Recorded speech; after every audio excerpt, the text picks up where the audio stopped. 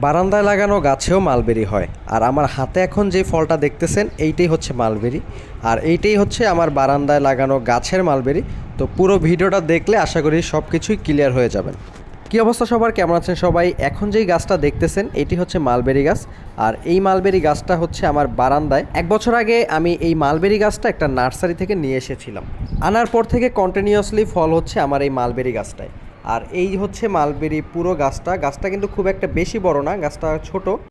আর এই ছোট গাছটাতেই মোটামুটি ভালো পরিমাণের ফলই ধরে সব সময়।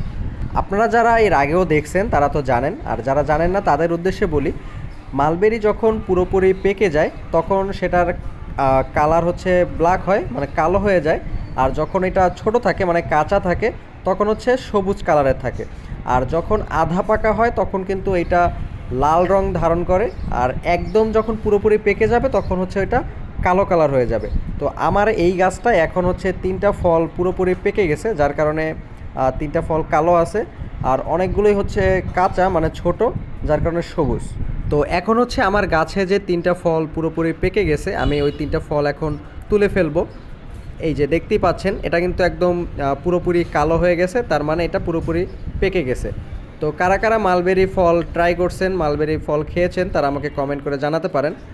আর মালবেরি ফল আপনার কাছে কেমন লাগে সেটা আমাকে কমেন্ট করে জানাতে পারেন। আমার এই গাছের মালবেরি কিন্তু অনেক মিষ্টি। আর এমনিতেও মালবেরি ফলটা অনেক সুস্বাদু আর অনেক মিষ্টি হয়ে থাকে।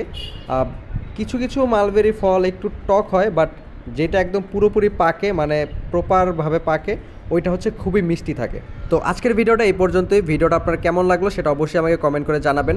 আর আপনার কাছে মালবেরি ফল কেমন লাগে খেতে সেটাও আমাকে কমেন্ট করে জানাতে পারেন। তো ভালো থাকেন সবাই, আল্লাহ হাফেজ, টাটা।